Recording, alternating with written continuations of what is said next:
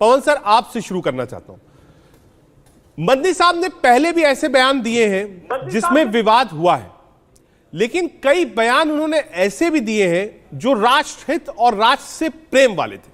जैसे आखिरी बयान जो उनका याद है, उन्होंने कहा हम भी हिंदुस्तान के ही हैं, हम बाहर के नहीं हैं, हिंदुस्तान के हैं और हिंदुस्तान से हमको मोहब्बत है। उस मोहब्बत को साबित करने के लिए जो कुछ भी परीक्षा देनी पड़े हम देंगे। एक वो मदनी है। एक आज वाले मदनी है जिन्होंने बोला कि साहब सबसे पुराना धर्म इस्लाम है और हिंदुस्तान इस्लाम के लिए सबसे मुफीद जगह है। पवन सर। जी देखिए, असल में इस बयान की तो मैं बहुत प्रशंसा करता हूं जो उन्होंने आज दिया है, और ये निहायत ही अच्छा बयान है, और उम्मीद करता हूं कि हर तरफ से ऐसे बयान आए और हम शांति सुकून के साथ रहें, विकास के। जो बात मदनी साहब कह रहे हैं उसके दो पॉइंट है। पहला, हम सनातन का विरोध नहीं कर रहे हैं, आप इस्लाम को बढ़ने से मत रोकिए। दूसरा, वो कह रहे हैं कि साहब सबसे पुराना धर्म अगर कोई है और हिंदुस्तान के लिए मुफीद जगह है तो वो इस्लाम। पवन सर। जी देखिए, पहली बात तो यह है, मुसलमानों को किसी ने भी रोका नहीं। सर सैयद अहमद खान ने जब अपना मूवमेंट चलाया था तो सब साहिबान को यहां पर याद होगा कि उन्होंने जब ये मूवमेंट चलाया था तो उन्होंने मुसलमानों का जो विकास विभिन्न किया, मतलब अंदर से उन्होंने उस विकास को करने की सोची थी, उन्होंने तोहमत नहीं लगाई थी। ठीक है। तो यहां पर ये कोई भी कौम अगर तरक्की नहीं करती है तो सबसे पहले ये जरूरी है उस कौम को देखा जाए कि वहां पर क्या प्रॉब्लम्स हैं। हिंदुओं ने कभी भी मुसलमानों का डेवलपमेंट को नहीं रोका है। दूसरी बात यह है, जो यहां पर कहा जा रहा है सबसे पुराना धर्म इस्लाम नहीं है, अगर अब इसको हिस्टोरिकली भी लें तो भी नहीं है, क्योंकि 520 और उसके बाद ही इसका डेवलपमेंट शुरू हुआ है। लेकिन हाँ, भारत की जो धरती है ये इस्लाम के लिए भी बहुत मुफीद है। भारत की जो धरती है इसने इस्लाम को भी गले लगाया है, इसने यहूदियों को भी गले लगाया है, और इसने ईसाइयों को भी गले लगाया है। तो ये धरती सच में बहुत महान है, और यहाँ पर जो भी मुस्लिम्स हैं वो पाकिस्तान जो कि इस्लामिक रिपब्लिक है उससे भी ज्यादा शांति से रह रहे हैं, विकास से रह रहे हैं, और उनकी सुरक्षा उससे भी ज्यादा है। कुछ इंसिडेंट्स होते हैं लेकिन उन इंसिडेंट्स को हम सीधे अगेंस्ट हिंदूज कह देते हैं, ये बात गलत है। क्राइम भी बहुत है और ये क्रिमिनल इंसिडेंट्स भी होते हैं। थोड़ा सा आपको इंटरप्ट कर रहा हूं। इंसिडेंट्स नहीं होते हैं।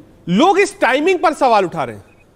सलील साहब, आ रहा हूं 40 सेकंड में, कि साहब 24 का चुनाव है, उसके पहले ये चैप्टर खोल देना, तो क्या ये पॉलिटिक्स का पार्ट नहीं है? डेफिनेटली। देखिए, इस वक्त तो एक दूसरे किस्म का ध्रुवीकरण तैयार किया जा रहा है। ये मुझे कहीं ना कहीं लग रहा है कि ये उसी का पार्ट है, क्योंकि जब यूनिफॉर्म सिविल कोड आएगा तो उस वक्त में मौलाना मदनी साहब क्या कहेंगे। हाँ, ये भी आप ध्यान से बोला है। मैं सेकंड पार्ट में पवन सर आपके पास आऊंगा। उन्होंने कहा कि साहब जो कहा मैं उस पर सेकंड पार्ट में आऊंगा। एक बार हाजी मोहम्मद सलील साहब के पास। ठीक है पवन सर, जो बात मोहम्मद सलील साहब कह रहे हैं, वो कह रहे हैं साहब हम नहीं मानते हैं। वो केशव प्रसाद मौर्य की उस बात का भी विरोध कर रहे हैं, एक ऑडियो क्लिप भी लिए हुए हैं, और कह रहे हैं कि मदनी साहब तो इस्लाम में है ही नहीं, आप लोग क्यों उनके चक्कर में पड़े हो? पवन सर। मदनी साहब इस्लाम में है या नहीं ये तो मैं कहने का अधिकारी नहीं हूं। इसके लिए तो मेरे ख्याल से अतीकुर रहमान साहब ही बात करेंगे तो ज्यादा बेहतर रहेगा। लेकिन जहां तक दूसरी बात है, वंदे मातरम उन्होंने कहा, एक सामान्य सा अपनी धरती को प्रणाम करने का है। वंदे मातरम कहने से किसी का इस्लाम खारिज नहीं हो जाता है। बहुत सारे और भी देश हैं जहां पर मुस्लिम्स जो हैं अमेरिकन अपनी खुशी से कोई कहता है, कोई मसला नहीं बनता है पवन जी, और किसी को जबरदस्ती कहा जाए कि तुम्हारी हाजी साहब सुनिए, वंदे मातरम में सजदा नहीं करते हैं। आप किसी और के अल्लाह के अलावा आप किसी और के सामने सजदा भले ही नहीं कर सकते हैं, लेकिन कोई जबान बोलने से आपका इस्लाम नहीं हो जाता है। दूसरी बात मैं नहीं, ये तो एकदम गलत डेफिनेशन आप दे रहे हैं। दूसरा, निजाम मुस्तफा और अहकाम इलाही, ये शब्द भारत में नहीं चलेंगे, किस भारत में नहीं चलेंगे। और जब एक सर्जन थे डॉक्टर अयूब पीस पार्टी के, जब उन्होंने इन दोनों शब्दों के बारे में कहा था और अखबार में पोस्टर भी छपा था, तो इनके खिलाफ लखनऊ में मुकदमा दायर हुआ। भारत थियोक्रेटिक स्टेट ना है और ना रहेगा और ना रहना चाहिए।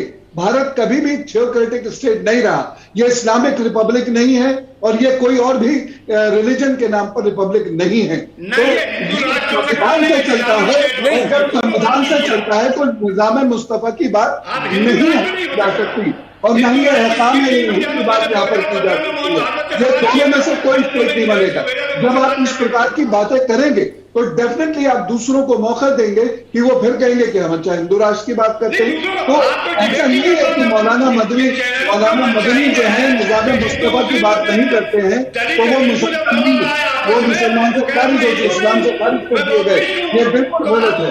तो बाकी आपके और उनके क्या रिलेशन है वो इस्लाम से खारिज है नहीं कर, जिस पर मैं क्या नहीं कर सकता, लेकिन मैं ये जरूर कहता हूँ संविधान के कोई भी व्यक्ति किसी भी तरीके से न ही एहकाम इलाही यहाँ पर मंजूर करेगा और न ही यहाँ निजाम मुस्तफा करेगा किसी भी हालत में। ये बिल्कुल गलत है। बाकी आपसे जो भी बात है, जो भी आपके मसाइल हैं, आप इसको करते रहिए, आप दूसरे तुरंत से उठाते रहिए, लेकिन दूसरे संविधान ठीक है। एक बार मौलाना नावेद सिद्दीकी जी के पास चलेंगे। नावेद भाई, ये जो सिनेरियो है पवन सर, वो कह रहे हैं साहब यूसीसी से डराइए मत, ड्राफ्ट पॉलिसी तो बताइए क्या है। जी, ये बिल्कुल ठीक बात है और मैं इत्तेफाक रखता हूं कि इस बात से कि ड्राफ्ट आ जाएगा। तो जब ड्राफ्ट आएगा तो उस पर हम लोग नए सिरे से तबसरे करेंगे, बहस भी करेंगे, बातचीत भी करेंगे और उसमें अगर लगता है कि कहीं कोई चीज गलत है तो हम सरकार से ये इस बात को कहेंगे, हम सब लोग मिलकर कहेंगे आपके माध्यम से भाई कि भाई ये चीजें ठीक होनी चाहिए। तो मुझे उम्मीद है चीजें ठीक होंगी, क्योंकि बार बार मैं इस बात को कह रहा हूं और बड़े खुशी की बात है अतीकुर रहमान साहब और हमारे आदरणीय भाई जी, उन्होंने भी इस बात को कहा है कि मुल्क में शांति होनी चाहिए, अमन होना चाहिए और ये मुल्क इसी मुल्क के कायदों से चले तो अच्छा है। आपसी कोई तनाव तनातनी हो तो उसे मिल बैठ के सुधार ले और उसी रास्ते पर फिर हम आगे चलते रहें। और हम इस बात को जो साहब ने अभी ध्यान दिलाया था, मुर्तद वाली बात, इसको जरा ध्यान से समझने की जरूरत है और मैं रिक्वेस्ट करूंगा हाजी साहब से कि कृपा करके ऐसी बात ना करें जिससे कि आगे जाके प्रॉब्लम हो।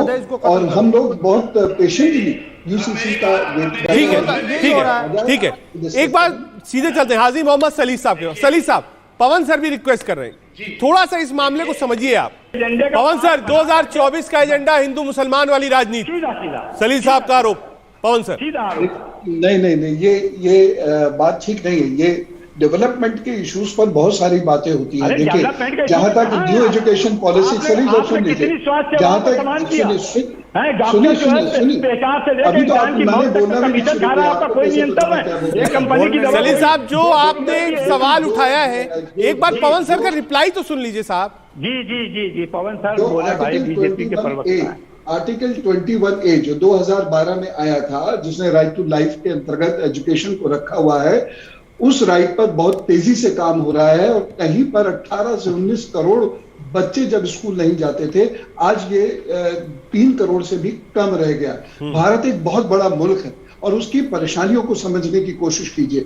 आज कुछ मजदूरों के परिवार यहाँ काम कर रहे हैं, वो यहाँ के एजुकेशन में किसी इंस्टीट्यूशन में दाखिला लेते हैं, कल को वो मजदूरी का काम खत्म हो जाता है या कोई और खेती की बात आ जाती है, वो वापस चले जाते हैं, वहां वो एजुकेशन नहीं लेते हैं। तो ऐसे बहुत सारी बेसिक प्रॉब्लम्स आती है और इसके लिए आप सीधे प्रधानमंत्री जी को दोषी नहीं दे सकते। अरे पवन जी, ये बहुत बड़ी दिक्कत है। आप भारत जैसे देश में आप पहाड़ों पर गए होंगे और पहाड़ों पर जाकर आपने ये देखा होगा कि किस तरीके से लाइटों के खंभे लगाए जाते हैं। तो जो जमीन पर लाइट का खंभा 2 दिन या 3 दिन में लगता है, पहाड़ों पर वही खंभा 7 दिन, 8 दिन, 10 दिन में लगता है। तो इसका मतलब ये नहीं है कि हम वहां की जो ऊंचाइयां हैं उसको इग्नोर करके सीधा कह दें विकास। मोहम्मद सलीम साहब, आप संतुष्ट हैं पवन सर के जवाब से? पवन साहब तो देखिए वो डिफेंड कर रहे हैं, मैं कह रहा हूं कि ये जो शिक्षा के मैदान में कमीशन खोरी हो रही है, ड्रेस भी उसी जगह से लिया जाएगा जहां स्कूल बताएगा, किताबें भी वहीं से ली जाएंगी जहां से स्कूल बताएगा, और बच्चों अतीकुर रहमान साहब कुछ ऐड करें। इसको रोकने का काम सरकार जी, का नहीं है। मैं इस बात से अतीकुर रहमान साहब, वक्त की कमी है, कुछ ऐड करना चाहते हैं आप? रोकना चाहिए और इसके लिए कमीशन का चाहे बीएससी होता है, जी, पवन जी। सब लोगों को मिलजुल कर करना अतीकुर रहमान साहब, बिल्कुल 30 सेकंड में। प्रधानमंत्री भी और हमारे शिक्षा मंत्री भी और उत्तर प्रदेश की मैं बात कर पवन जी, सकता हूं। पवन जी, वो इसको लेकर ठीक है, अतीकुर रहमान साहब कुछ ऐड करना चाह रहे हैं? चीजें ठीक नहीं हो रही है, उस पर आप बिल्कुल कह सकते हैं। ठीक है, बहस दूसरी ओर जा रही है, लेकिन ऐसा होता है कि जब बड़े मसलों पर बहस होती है तो राजनीति बीच में आ जाती है। माफी के साथ आज वक्त की थोड़ी कमी है। देश का सवाल में आप सभी मेहमान आए, बहुत शुक्रिया।